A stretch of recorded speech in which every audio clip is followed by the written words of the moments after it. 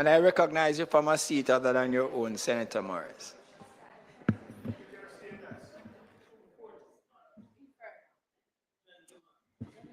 Thank you, Mr. President.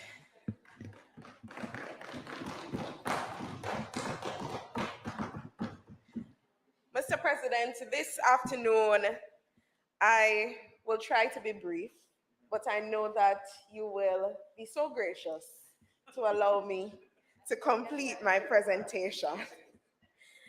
I'm also feeling very privileged this afternoon to be the opening batswoman for the opposition as we continue with the State of the Nation debate. I want to begin by acknowledging the deep sense of gratitude and duty that I feel this afternoon as I reflect on the importance of this debate and the awesome responsibility we have in this chamber to represent and defend the interest of the Jamaican people. I would like to take a quick opportunity to salute the former leader of opposition, Dr. Peter David Phillips, for entrusting me with this awesome responsibility, and to the current leader of the opposition, Mr. Mark Golding, for his faith in me and granting me the opportunity to serve as spokesperson on youth and entertainment, and for always lending his wisdom and support. To my colleagues in this House, I continue to learn from each of you, and thank you for your service to the nation. To my colleagues on this side, we have become a family, and you have provided tremendous guidance, and I'm deeply appreciative of your wise counsel. To the staff in the Parliament, you put up with us, and respect is due. Mr. President, I also want to pay tribute to my village, my family, my friends, my PNP YO family, some of who are here this afternoon, for their unwavering support. And I have to say that their love and support is more than I could ever ask or hope for. Mr. President, as we convene in this August chamber of the Senate, we come together to engage in vital discourse on the state of our beloved nation. It is a solemn occasion that reflects the essence of our democracy, where open and constructive debate serve as a cornerstone of our governance. The State of the Nation debate, as I understand it, is an opportunity for us to reflect on our collective efforts, our aspirations as a people, and our very real challenges. The state of our nation, I believe, can be likened to a tapestry, Mr. President. And our role as the opposition is to critically examine this tapestry, to identify the threads that may be frayed and in need of mending, and to advocate for policies and actions that strengthen the fabric of our society. This afternoon, my contribution will unreservedly illustrate the real state of our nation and will provide possible solutions to the challenges that now plague us. The truth is, colleagues, we are a nation whose people are known worldwide to be among the most creative, the most resilient, the most inspired and inspiring in the world. At the same time, we are a nation whose people are among the most troubled, vulnerable, and dispossessed. We are a developing nation desperately trying to grapple with and ultimately displace the social and economic remnants of colonial past. It is definitively, Mr. President, what is required of us if we are to set ourselves on a solid path of development and true liberation. Mr. President, colonial remnants are at the core of the glaring inequity, inequality, and inadequacies that our nation faces.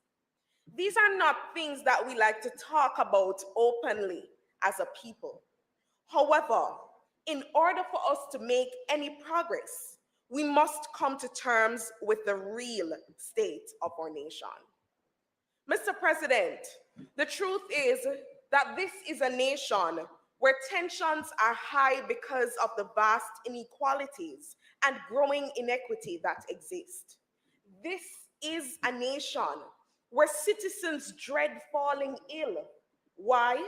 Not just because of the pain and anguish brought on by sickness, but because of the pain and anguish of not being able to afford the inconvenience of illness.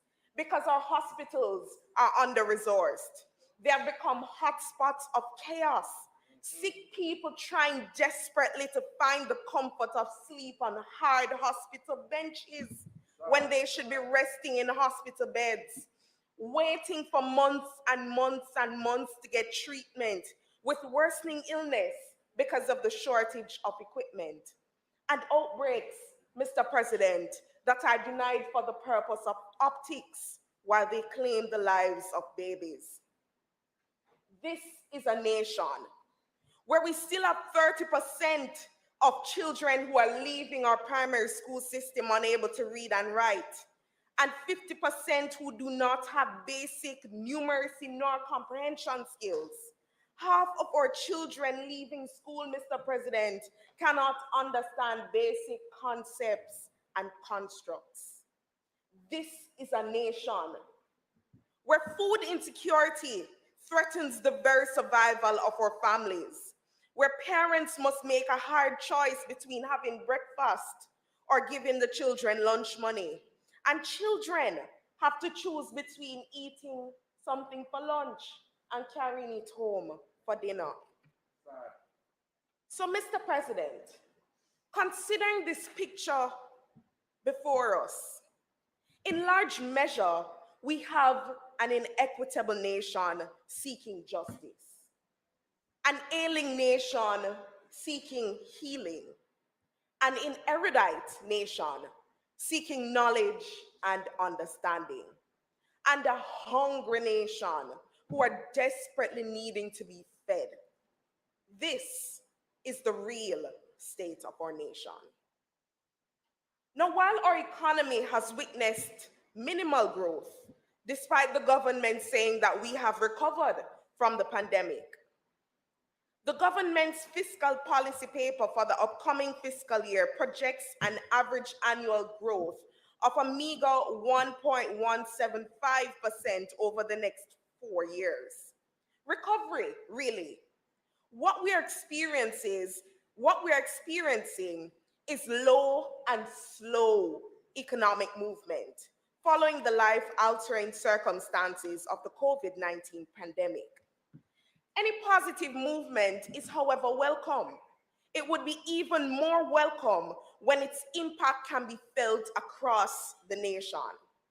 But, Mr. President, that is not the case right now. This is the state of our nation. As we take note of where we are in the here and now, we must also acknowledge that this is also a country where the benefits of this low and slow growth have not been equitably distributed. In this nation, what is being called prosperity is only a reality for a few and a fleeting dream for many. It is not my intention this afternoon to be a harbinger of doom. However, we cannot continue to pretend that this is not the reality for many Jamaicans. To do so would be to live in denial, perpetuating denial, turning a blind eye to the challenges, and reveling in the expediency of telling our people that these challenges do not exist or are not as bad as they seem. This will only cause us to fail to face up to them, and not facing up to them will only cause us to move more slowly than is necessary to solve them. After 61 years of political independence, we are now forced to take stock of our progress and to deeply contemplate the route our people are being led on in the name of nation building. A poll conducted in June 2023, Mr. President, showed that just about 50% of Jamaicans are skeptical of this route and believe that the country is going in the wrong direction. And Mr. President, this cannot be explained away with the tired, hackneyed, and overused refrain of bad mind and push back against those who seek to highlight the challenges that confront us. That really needs to be retired as a political defense, Mr. President. Its overuse in response to critical input about our nation reflects slowness of thought, resistance to change, disrespect of views of others, and a despotic propensity to try to silence detractors through insults. The emergent trend of leadership by gaslight, it must be abolished. Mr. President, these things are important in the consideration of the state of our nation. Any sign of erosion of our moral fabric is as important as declines in our economic metrics. Often, they go hand in hand. Both are important to the measurement of our progress. The blatant misogyny, racism, other forms of divisive thought being introduced to our platforms threatens our democracy and our diversity. And as we enter a period of heightened political rhetoric, each of us who stand in front of the Jamaican people, asking them to exercise their right to make a democratic choice, we need to check ourselves. We on this side of the House encourage national debate on differences in policy, process, and programs, and our nation has no room or appetite for the retarding influences of twisted minds, mean-spirited mouths, and unclean hearts.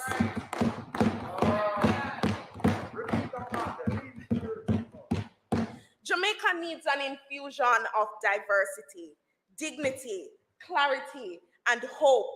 Because, Mr. President, our people have been taking a beating for a long, long time.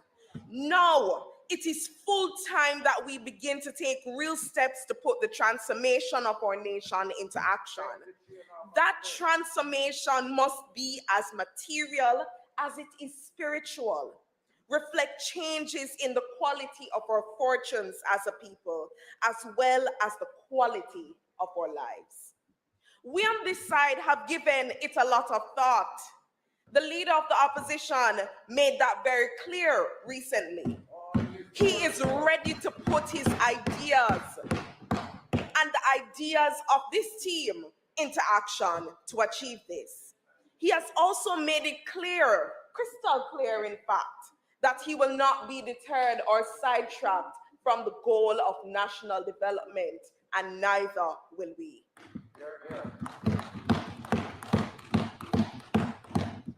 Today's debate provides us an opportunity to assess the impact of policies, initiatives, and actions, and to chart a course for the future that will enable us to overcome the challenges that we now face. It is meant to open up a path to a more viable and inclusive society. Social justice, equality of access, and transformation are the pillars of the vision and mission to move Jamaica in this right direction. We have to play the cards that we've been dealt, Mr. President. We also have to understand where we are coming from to truly understand the state of the nation today. Our history of colonialism led us to creating deep economic structures. Our economic models were developed on a plantation model that caused persistent poverty and dispossession. The plantation economy is characterized by a way of doing things that still remains in present day. In the last century, the development path we have taken has been linked into and embedded within a national, international world economic system. Newly political independent countries' quest for economic independence was operationalized within that global framework. This largely stymied many a struggle for economic independence in developing countries, and Jamaica was no different. Our modern day plantations have been based on an extractive economic model rather than a sustainable one, and continue on this path into the 21st century. So industries like mining, they extracted our ore without a clear plan for regeneration. And this is completely unsustainable. We cannot continue to take our resources out of our country without building them back, because we will be left with nothing. And this is just one example. Mr. President, it is evident that Jamaica stands at a crossroads at this point. Our vision statement, our own desire to become a place of choice to live, work, raise families, and do business currently rests on us taking stock, making a pivot, and moving in the right direction. There's not much time left. The global milepost of 2030 is just around the corner, Mr. President. The local population has had enough and said so. So no more time can be spent on going the wrong way. Going in the right direction means that we embrace fiscal discipline, yes, and prioritize economic growth, not just as a metric or an indicator, but also as a mindset. The secret sauce at the basis of the choice Jamaicans have and must make, they must depend on our belief systems at its core.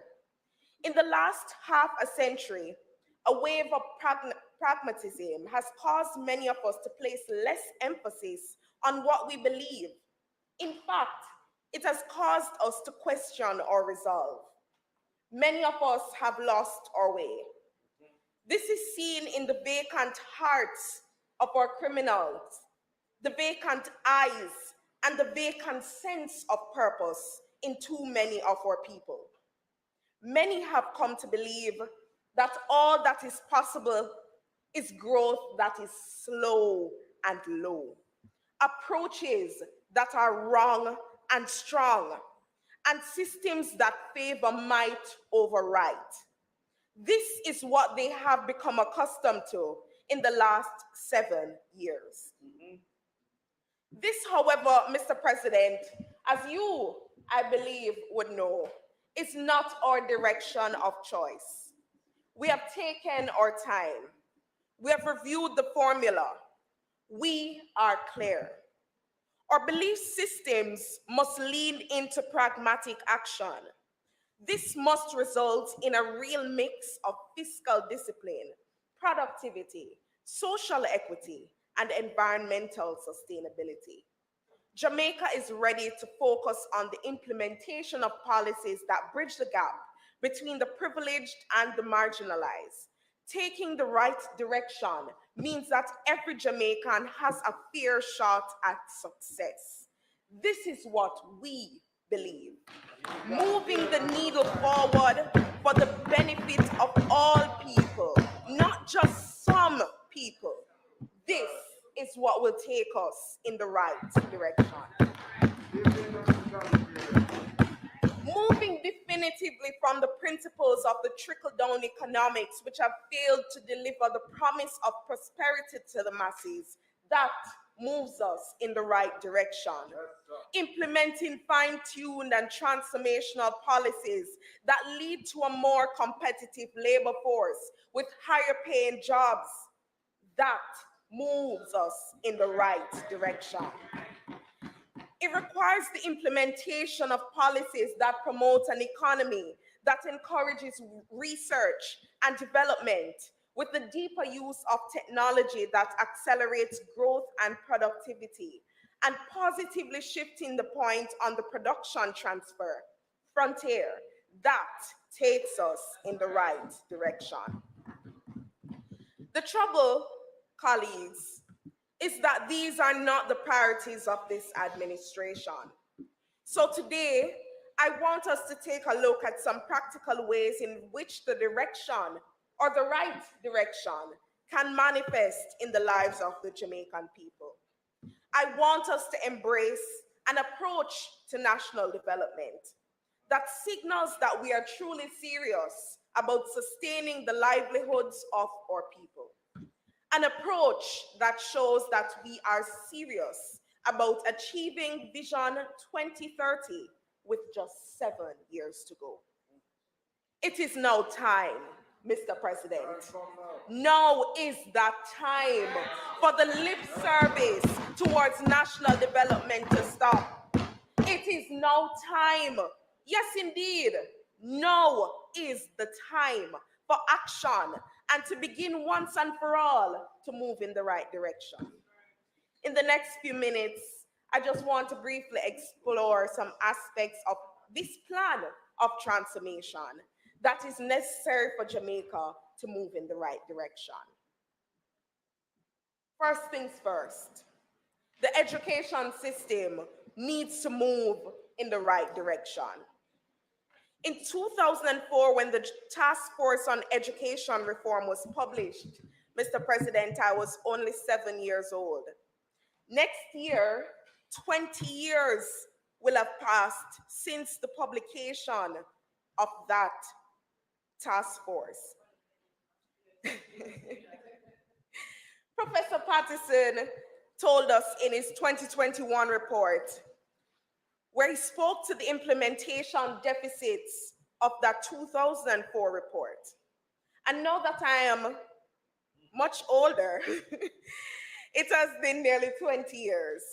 Today I'm here in the Senate, 2 years after his study was published, feeling quite distraught that I still have to be talking about a shameful implementation deficit in a sector, not just a sector, the sector that ultimately determines and prepares our future for the time to come.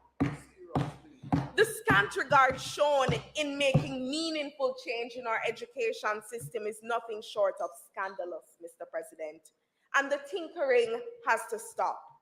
A school visit here and a photo up here with principals and children, this is not sufficient to solve the endemic problems that Davies, Patterson, and their teams took great pains to unearth and address. The blueprint exists. The budget was approved. The oversight committee was named. So why is this country still in the dark about the real progress being made to fix the state of our education systems? There's no time to twiddle our thumbs and dawdle with education, Mr. President. This government wants to keep the focus on education on low and slow. But we on this side, we're fired up with the fierce urgency of now.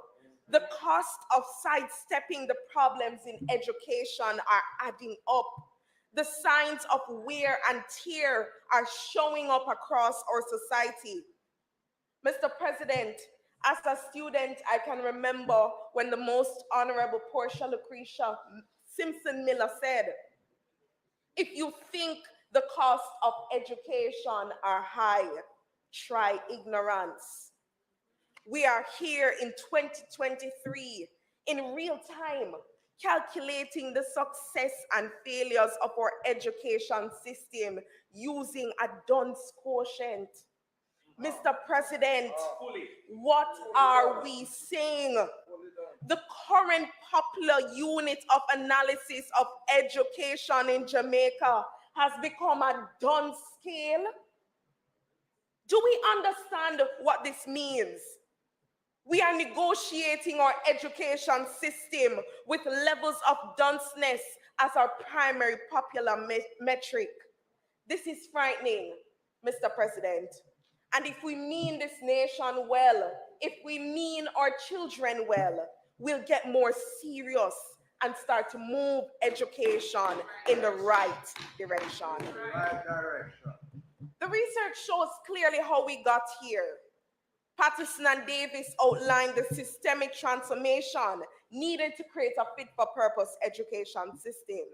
Yet we believe in engaging in governance by pronouncement.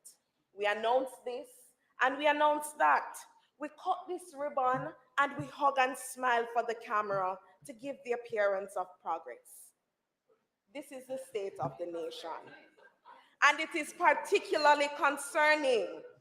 I would go as far to say, Mr. President, that it is revolting when we see an administration playing around with the foods for children's minds. We know that to go in the right direction requires moving with that fierce urgency and with the unity of purpose required to fund and implement the recommendations of the reports and take them even further. Now, even more than ever, these changes require us to focus on the foundations of a child's educational journey. Their early childhood development must be a priority if we are to move beyond positioning our country in the right direction. A strong and resourced early childhood system ensures that all Jamaicans get that solid start that they need.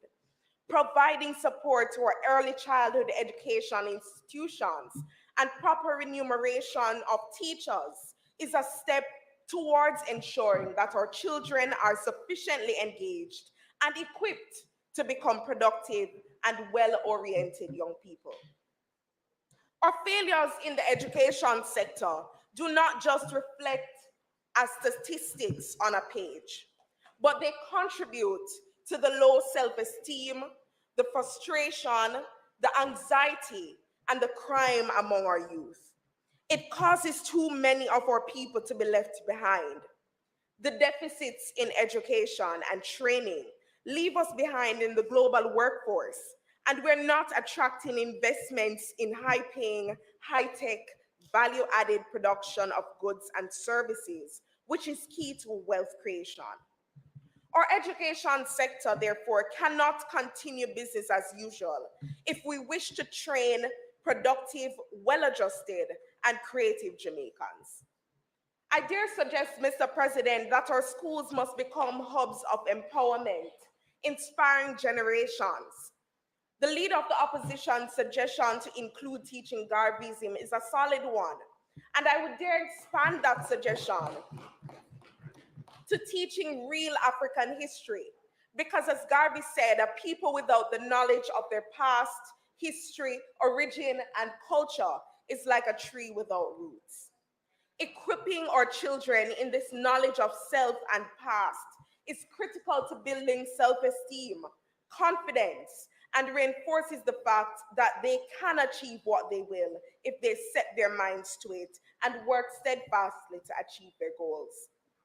Mr. President, I also say that our schools must be safe. Just now, we saw another fight, and since the start of the school year, we have seen several. We cannot, in good conscience, continue to educate our youth in environments that fail to suppress discord, hate, and brutality. Mr. President, I also say that our schools must be inclusive and supportive. We must place emphasis on diagnosing and supporting students with disabilities. We saw that heartbreaking instance of a student being denied a place at a popular school because they could not facilitate her. I call on the minister. I know that some work has been done, but we need to ensure that all our schools are equipped to facilitate students with disabilities.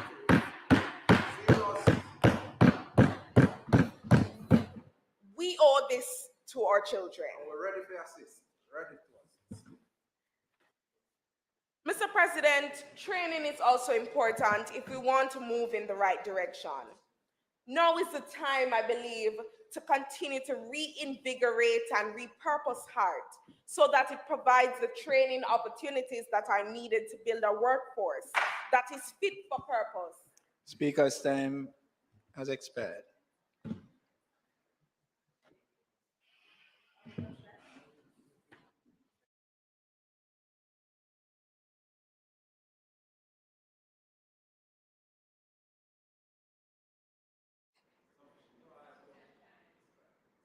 Oh, all right, yes. Mr. President, the Speaker's time having expired, might you be permitted enough gracious time to complete in a tedious manner? Thank you. Those in favor? Go ahead, Senator Gabriela. Morris.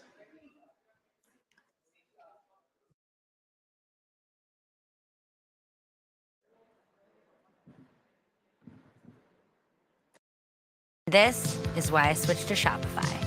I tried 3 other platforms prior to Shopify, and I remember my breaking point was when I would try to make one little change and my entire site would go down. What are you waiting for? Start your free trial with Shopify today. To ensure that their journey is guided by the winds of progress and that they begin by moving youth development in a new and dynamic direction. Our youth are not just passive bystanders in the unfolding narrative of our nation. They're active participants, eager to contribute, innovate, and shape the destiny of Jamaica. As we convene in this honorable chamber today, let us recognize that traditional approaches to youth development have in many ways fallen short. It is time for us to embrace a fresh perspective, one that harnesses the untapped potential for a young generation. To move youth development in a new direction, it means fostering an entrepreneurial spirit that empowers our young people to create jobs rather than just simply seeking to occupy them. It means providing mentorship and skill training programs that bridge the gap between education and employment, ensuring that our young people are equipped with the tools that they need to thrive in an ever-evolving job market. Moving youth development in a new direction must also encompass affordable and accessible housing opportunities. It is no secret that the dream of home ownership has become increasingly elusive for many young Jamaicans. Our youth deserve the chance to secure stable, affordable housing that allows them to build a future and a family. It is incumbent upon us to work with the private sector, the NHT, to develop initiatives to develop innovative housing solutions, including affordable rent-to-own programs, as was suggested by Senator Crawford, and housing cooperatives that can ease the burden on young people. Additionally, moving youth development in a new direction means recognizing the importance of mental health and well-being. We spoke about some of the pressures that young people are facing, and Senator Crawford mentioned how difficult it is for many young people, seeing everyone else around them doing their thing. The pressures of life become so heavy, and we must create a supportive environment where they can seek help without stigma and be able to afford and access the mental health resources that they require. We cannot take this for granted any longer, Mr. President. We have so many young people who are out there suffering in silence and alone, and we must take this seriously to ensure that we secure the next generation. Depression up and prosperity down. As we contemplate the state of our nation and the direction that we want to take, let us remember that our young people are not a liability, but an invaluable asset. They are the torchbearers of our future. And by moving youth development in a new direction, we invest not only in their potential, but in the future prosperity and resilience of our country. Mr. President, I have to touch a little bit on crime. And I share the sentiments of many Jamaicans who believe that the government, after 7 years, has failed miserably at arresting the crime monster that plagues our nation. The Prime Minister's election promise, oh, how we cannot forget, of building a society where people can sleep with their windows and doors open. That has fallen flat. And it appears that the Prime Minister, the Minister of Security, and the Commissioner of Police have all fallen asleep at the wheel. Mr. President, their slumber is unnerving for Jamaicans who see and feel the impact of crime and experience the generational trauma of crime in their homes and communities. Jamaica remains entrenched in a persistent and deeply concerning struggle against crime. Just this Tuesday, I'm sure we were all frightened by the news of 4 adults who were murdered in their home in a harrowing incident in St. Catherine. It was reported that 5 children managed to escape unharmed. But Mr. President, I shudder at the thought that this headline could have been different. The incident underscores the daunting challenges that Jamaica faces in curbing violent crime. It serves as a stark reminder of the urgent and ongoing need to bolster safety and security in Jamaica, ensuring the protection of our citizens, including our children, from the relentless grip of this crime monster. The time is now for a new direction, which is rooted in transformational changes in our approach to crime. We must address this if our country is going to see better days. Colleagues, even with the government's continued investment in the security forces and its reliance and somewhat insistence on using the states of emergency as a routine crime-fighting measure, the problem of crime persists. And while I can accept that curbing crime is no quick fix, we have to do more. And I remain resolute in the fact that we need a balanced approach, one that focuses both on crime management and crime prevention.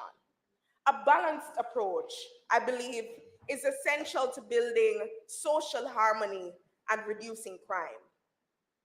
And for us to see any meaningful change, we have to tackle the root causes of violent crime in a systematic way, while also ensuring, of course, that we're equipping the security forces and the justice system with the necessary legislation, tools, technology, and human resource to carry out their work.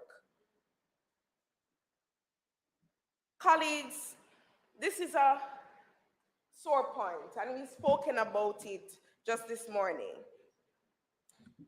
It was Nelson Mandela who said that there can be no keener revelation of a society's soul than by the way in which it treats with its children. Nelson Mandela, I believe, was right on the money when he asserted this fact. He also rightfully asserted that children are the rock on which our future will be built. So it bothers me why persons in this nation feel comfortable treating our greatest asset, our prized jewel, as if they were a common stone. It is time for us to better protect and love our children. Today I stand before you and I have to address the deeply troubling and urgent issue because it demands immediate attention. We saw the heart-wrenching stories. And Jamaica, I believe we all mourn with the family of 8-year-old Talia Thompson, who was raped and brutally murdered by a family member. 15-year-old Jamila Cole, who was raped and beaten to death. 9-year-old Nikita Noel, who was raped and strangled to death. 8-year-old Daniel Rowe, who was abducted and found on the street with her throat slashed. Mr. President, I could go on, and we have to call their names.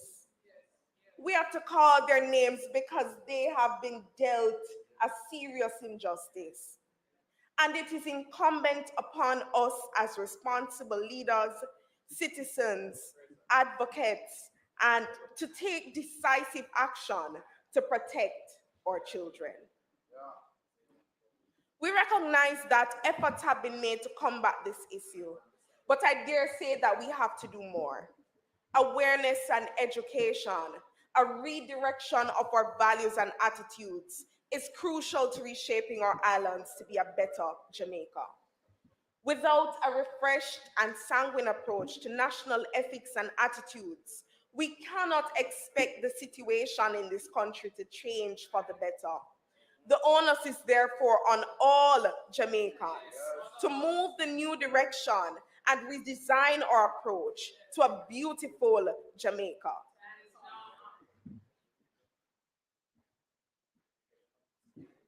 As I wrap up, Mr. President, we must admit that Jamaica's chronic problem of crime and violence reflects the failures within our society as a whole.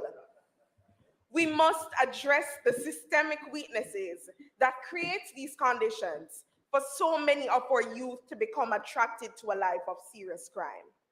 We cannot continue to ignore them and expect the security forces to clean up the mess.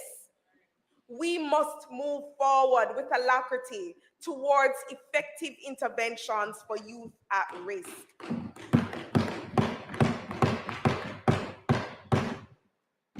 The time is now, Mr. President, for a well-funded nationalized program to provide opportunities for vulnerable youth.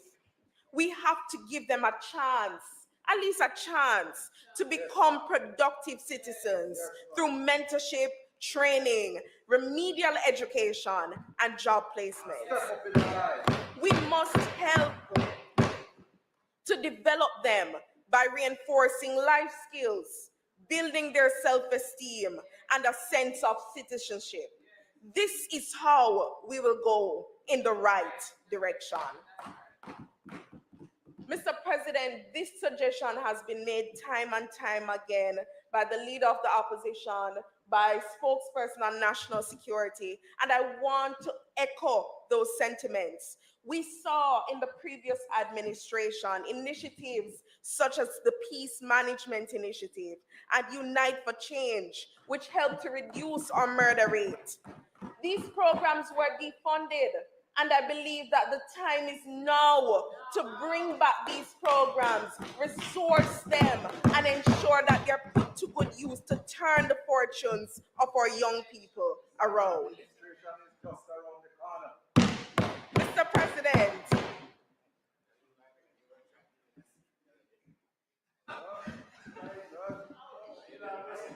Jamaica is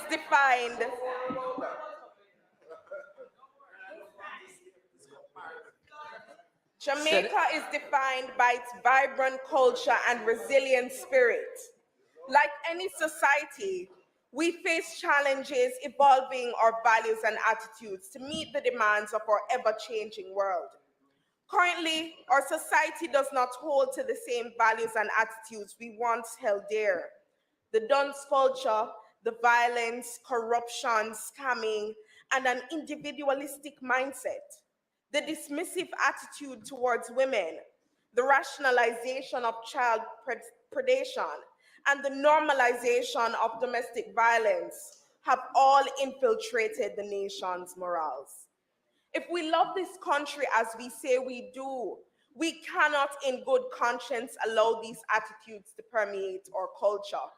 Changing the values and attitudes of a society, including that of Jamaicans, is a complex and long-term process that requires a multifaceted approach. To reset the national values and attitudes, we must educate, engage, and lead the Jamaican people in a new direction. The path to changing values and attitudes begins with education. So we must revamp our education to not only impart knowledge, but to instill values such as respect, tolerance, compassion, and industry. By educating our youth about the importance of these values, we set the stage for a more harmonious future. Education is the first step. We must also harness the power of our media and communication channels to not just spew out diatribe, but to amplify positive messages. Our media ought to showcase and celebrate the values that we hold dear as a people. Through responsible journalism and creative arts, we can influence public opinion and inspire change. Let us honor the legacy of cultural stalwarts. We ought to celebrate our rich culture more than we already do. By promoting and preserving this culture, we reinforce the values that make us unique and resilient. Community engagement is something that I have to touch on because it is a vital part of shaping our society. Our communities are the heart and souls of Jamaica, and they serve as a catalyst for change. It is within our communities that we can nurture the bonds that transcend social, economic, and political divisions by fostering dialogue, cooperation, and unity among our people. But my fellow senators, it would be remiss of me to exclude our participation in this new direction. Leadership and role modeling are paramount to this endeavor, and leaders at all levels of our society, in government, business, civil society, must lead by example. And I charge all of us in this house today to embody the values of respect, integrity, dignity, and empathy as we serve our fellow Jamaicans. And we can hope that through our actions, we inspire others to follow suit and cultivate a culture of positive attitudes. As I wrap up for real, Mr. President, today I have to address a critical issue that continues to cast a dark shadow over our beloved country, and that is corruption. Corruption in all its forms. It threatens the very foundations of our democracy. It undermines the trust in our institutions, and it hinders our nation's progress. It is therefore essential that we confront this issue head on for the sake of justice, transparency, and the future that we aspire to build. Corruption is not a new problem, and we're not here to pretend that it just reared its head. But it is a persistent and pervasive issue that demands our unwavering commitment to its eradication. We see billions of dollars of taxpayer money that have been mismanaged by this administration. The Jamaican people are looking on and continue to voice their displeasure. Even more telling, I believe, is the fact that a Don Anderson poll released in June of this year showed that, unsurprisingly, the majority of respondents in that poll placed politicians at the head of this unenviable scale. We live in an era where the people have lost faith in politicians and in government institutions. And we should all be troubled by the fact that this is how citizens perceive us.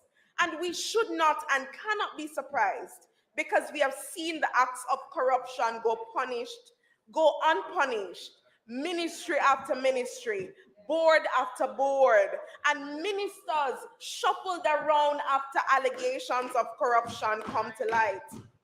It is certainly time, and the time is now, for us to get tough on corruption. The leader of opposition, he said it clearly. Corruption takes money away from children's education. It deprives our hospitals of basic necessities. It means that our roads are not repaired. Corruption deepens the inequality that we already struggle with. and siphons off taxpayers' money to make a few cronies richer instead of benefiting all the people. Mr. President, I have to tie this issue with the issue of corruption, and that is apathy among our young people. We see voter apathy among the young people, and this can be largely attributed to the pervasive issues of corruption, deception, and the glaring lack of accountability that is exhibited in this country. The disillusionment among youth, it stems from the perception that their voices, our voices, and concerns are often disregarded by those with the power to change things. The constant exposure to political scandals, financial improprieties, and broken promises, they erode the trust that young people have in the political establishment. As a result, many young people feel disconnected from the electoral process and believe that their votes just won't bring about meaningful change or hold politicians accountable for their actions. In order for us to become relevant again to this youth dynamic, we have to re-engage the youth on a different level. It is incumbent upon our leaders, starting with the Prime Minister, to lead by example and to foster an environment of accountability and trust where young people can once again see the potential for meaningful change and actively participate in shaping the future of this country. Mr. President, I don't know if you would be shocked, but the Prime Minister himself, in a video from 2017, he espoused the importance of accountability and stated that we cannot say we are serious about corruption if we are not serious about identifying the who. And in this case, the who are those who are alleged or guilty of corrupt acts. I want to urge the Prime Minister to hearken to those words uttered in 2017. It is now time, Mr. President. In fact, I believe the time has long gone to identify who the 6 parliamentarians are under investigation. We have played this guessing game for too long, and their presence in our parliament is an insult to the principles of integrity. It is nothing short of barefaced to practice this glaring politics of obfuscation and omission. The people, they want to know who has been denying them their national development and slowing their growth while it is reported enriching themselves. That is reported and withheld corruption. I want to say that we are running an entire sovereign nation like a Netflix mystery thriller, a whodunit. And the longer you take to tell the people who are suspected of taking them for a ride, the more speculation builds and the greater the intrigue. It is not healthy for the stability of our country. It is, in fact, a reckless and irresponsible style of leadership. Jamaica cannot move in the right direction without a government that is built on integrity, a government that embraces the principles of good governance. And so I say to the Prime Minister, name the illicit 6. Name the parliamentarians under investigation, and let us show that we are truly serious about turning it up and turning away from corruption. Mr. President, I have to touch just a little bit on the cultural and creative industries. Low and slow cultural development along low and slow economic development is a recipe for disaster. That, Mr. President, says more than enough about the state of our nation. We have spoken a great deal in this country about implementing an economic plan for culture, creativity, entertainment, and the arts. And we need to do more than just talk about it. You could go to Grainger.com to find what you need to get the job done. Grainger, supplies and solutions for every industry. Established the Sports Council and the National Sports Policy. But since 2016, there's been no solid policy and little movement. And the staging of celebratory concerts and events is all good, well, and fine. But this will not fundamentally transform the industry to achieve its great potential. We have to do more to ensure that while the rest of the Caribbean moves in the direction of sustainable growth for cultural sectors, we are right there with them. We have the blueprint, we just need to do the work. In closing, as we move This forward, is the final closing. I want us to remember that the direction of our nation is not set in stone, but it is shaped by our collective choices, our shared values, and our unwavering commitment to progress. Let us foster a liberty where critique is not seen as condemnation, but it is a call to action. Ours is a call to action, a call for unity, for collaboration, and for visionary and integrity in leadership. Let us not be complacent, but continue to strive for a Jamaica where every citizen has the opportunity to thrive, where justice and equity are not mere ideals, but lived realities, and where our nation stands as a beacon of hope and prosperity in the Caribbean and beyond. In unity and collaboration, we can build a Jamaica where the rights and dignity of every Jamaican are upheld, and where the nation's potential is realized to the fullest. To all Jamaican people, I say today that while the road is rocky and steep, the challenges we face as a nation are not insurmountable. Treading this path at a time such as this requires us all as Jamaicans to dig deep, to make a concerted effort, to remember who we are and where we want to be. We can get there together with a shared vision for a brighter future. Now is the time, now is the hour for us to move Jamaica in the right direction.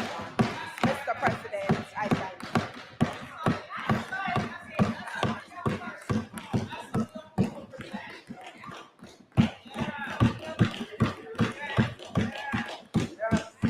All right, thank you. Thank you, Senator Morris. Minister. Thank you, Mr. President. Mr. President, we acknowledge the presentation made by the opening batswoman, as she has styled herself. And we trust that when we speak later down, that we'll address some of the inaccuracies which exist, or perhaps lack of information that has crossed the path of her research exercise. But Mr. President, it has been a good day largely, and we look forward to having a good session for the remainder of the year as we continue the debate on both sides and continue hopefully what will be a more robust legislative agenda. We have 3 bills tabled now, and we hope to be able to move forward with dispatch on them. They're all of some import and therefore will be prioritized as we move forward. But with that, Mr. President, I would ask for the sitting to be adjourned and until suspension of the debate and the sitting to be adjourned. All right, so the question has been posed. Suspension of the debate as well as this sitting to be adjourned. Those in favor? Those against? The ayes have it. This sitting is now adjourned. Join me, yours truly, Jeffrey Tavares, on Make We Talk on WZPP and WZOP Radio this Monday, October 2nd, 2023, from 1 p.m. to 2 p.m. U.S. time, or 12 noon to 1 p.m. Jamaica time. My special guest will be President of the People's National Party and Opposition Leader Mark Golding. We'll be discussing issues facing Jamaica and Jamaica's future. We'll be live on the Make We Talk Jeffrey Tavares YouTube channel, WZPPradio.com. Our studio numbers are 850-446-0562. That's Make We Talk on WZPP Radio.